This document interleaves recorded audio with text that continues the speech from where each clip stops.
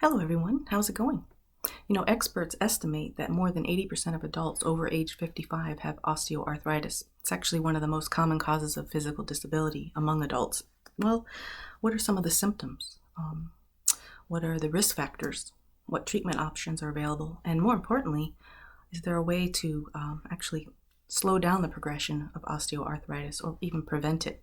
Well, if that sounds interesting to you, then keep watching.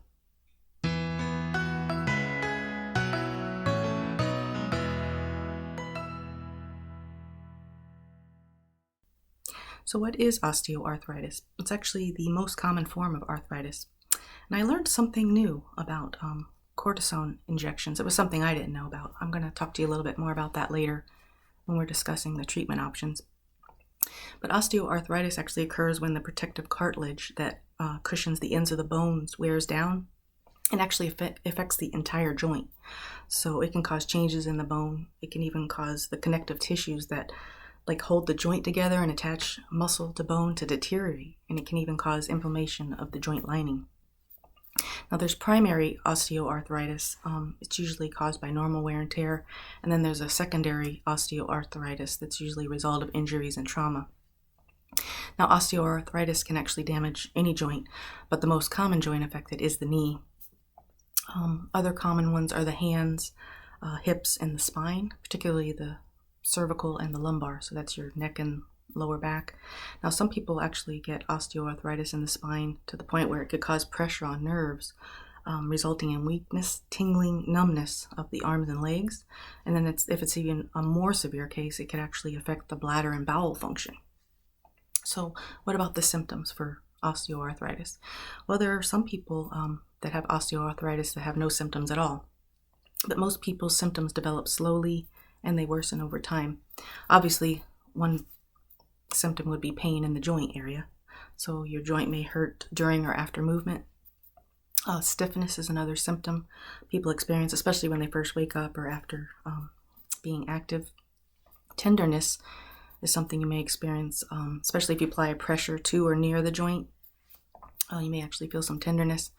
It's also common to lose flexibility, so you may not be able to move the joint through a full range of motion. You may feel a grating sensation when you use the joint, or you may even hear a popping or crackling sound. Bone spurs are also common.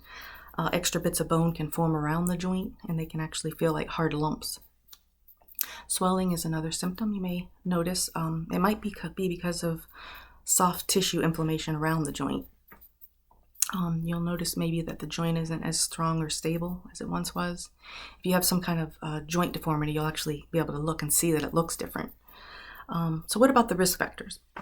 Well, if you're older than age 55, if you're a woman, especially after menopause, if you're dealing with obesity, this all puts you at more risk. Obesity adds stress to weight-bearing joints, so that's why that puts you more at risk for osteoarthritis. If you've had some kind of joint injuries due to sports or accidents, even if it's something that occurred a long time ago, that puts you more at risk for having osteoarthritis. Now, if you've had repeated stress put on a joint because of a job or a sport, that can also put you at risk for osteoarthritis. Genetics can also play a role. I know that's concerned me because my dad's already had a hip and knee replacement, and I remember my mom talking about dealing with arthritis. Then there's also bone deformity. Some people are actually born with malformed joints or defective cartilage, and that would put them more at risk as well. There's certain metabolic diseases, including diabetes, and also a condition called hemochromatosis. It's when the body has too much iron. That could put somebody more at risk as well. Well, next we're going to talk about some of the treatment options and even what we could do maybe to prevent osteoarthritis. But before we move on, I'd like to remind you to please like and subscribe if you're enjoying today's information.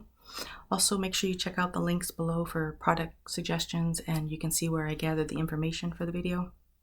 And if you have something you'd like to share on this topic, feel free to leave a comment below.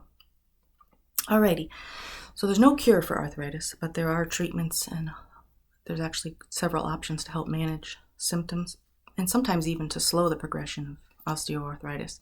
So after your doctor rules out other conditions that actually could cause joint pain, and you get a diagnosis of osteoarthritis, If you're having only mild to moderate pain, they may recommend some over-the-counter pain medication like Tylenol. Of course, with Tylenol, you do have to be careful with your liver. You may also be able to maybe take some Ibuprofen, Aleve, or possibly a stronger NSAID medication by means of a prescription. But you do have to be careful with these products because they can cause some stomach upset, cardiovascular problems, bleeding problems, and you got to be concerned about liver and kidney damage. So because of that, some people actually use NSAID gels instead of the oral medication. It can actually be applied to the skin around the affected joint, and a lot of people find this to work out better, and they don't have to deal with the side effects. But you want to check with your doctor to find out which of those would be safe for you. Now, Cymbalta is normally used as an antidepressant, but it's also been approved to treat chronic pain, including the pain that people suffer with osteoarthritis. Now, physical therapy has helped many people too. Even if they can go for just a short while, they can show you exercises to actually strengthen the muscles around the joint, and that can increase your flexibility and help reduce pain. But if physical therapy isn't an option for you, you can do a lot of activities and exercises at home that are easy on the joints that can be very helpful, like walking, bicycling, swimming. But it's really important to stay as active as possible. It's important to get some physical activity. It's better than none, just as much as you can, possibly. And when it comes to losing weight, even losing just 10 to 12 pounds can actually reduce pain and improve physical function for people with arthritis. I also read that fat cells promote inflammation, so kind of another incentive to keep our weight down. Occupational therapy can be very helpful. They can actually help you learn ways to do everyday tasks without putting stress on your joints. Now, there's also a TENS unit people have found success with. That stands for transcutaneous electrical nerve stimulation. It's actually a low voltage electrical current that can give you some short-term pain relief with your knee and your hip. Now, cortisone injections have actually been helpful for many people. It actually can relieve their pain for a few weeks. Now, what was new to me about this was that they generally have to limit you to 3 to 4 injections per year because the medication can actually worsen joint damage over time. Now, there's a lubrication injection option. It's a hyaluronic acid. It may provide cushion in the knee. It's actually a similar component that's found in joint fluid. Now, some research suggests that it's no more relief than a placebo. There are some healthcare providers who recommend it, others do not. But some recent research showed that people are less likely to show improvement from one of these types of injections if they are obese, older than 65, or they have severe arthritis. But it does seem to work for some people and not for others. So you definitely want to talk to your healthcare provider about whether that would be a good option for you. You can also always try heat and cold to help with pain and swelling. The cold can actually help relieve muscle aches, and after you've exercised, can even decrease muscle spasms.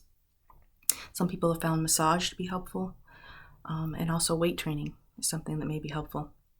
You can purchase braces or shoe inserts that may help when with the pain you may have when you're standing or walking. There are also assistive devices that you can purchase, like a cane or a walker.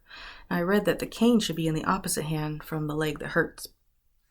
And also, when it comes to working in the kitchen, there are tools and gadgets you can purchase that makes just those everyday things that you have to do in the kitchen easier, like opening up a jar or opening up a can, things like that. Some people have found that acupuncture helps relieve their pain. Now, there's been mixed results with glucosamine and chondroitin. And there is also a caution that it could interact with blood thinners, could cause bleeding problems. But that has helped some people. There's also a supplement mixture of avocado and soybean oils. It acts as an anti-inflammatory. It's widely used actually in Europe for hip and knee osteoarthritis. Some studies show that it can slow or even prevent joint damage. There's also omega-3 fatty acids that might relieve pain and improve function. But you want to always consult your physician before you take any supplements to make sure it would be safe for you. There's an option to realign bones if none of these things actually work. If the osteoarthritis has damaged one side of the knee more than the other, they can actually do a surgery to remove or add a wedge of bone that will shift the body weight from the worn out part of the knee. If that isn't an option, your doctor may recommend a joint replacement. If that was the case, that's the case, they will actually go over with you surgical risks like infection and blood clots, so you can decide if that would be a good option for you. Now let's talk about prevention. Well, just maintaining overall good health is actually the best thing that we can do. But more specifically, we can avoid tobacco. We can make sure that we do low impact exercises. We want to maintain a diet, a healthy diet and weight. Now, in order to avoid accidents and trauma, we can make sure we're always wearing our seatbelt, make sure that we're wearing appropriate protective equipment for certain types of work and sports. We want to make sure we're going to our healthcare provider for regular checkups and make sure we inform them when we start noticing any changes to the joints.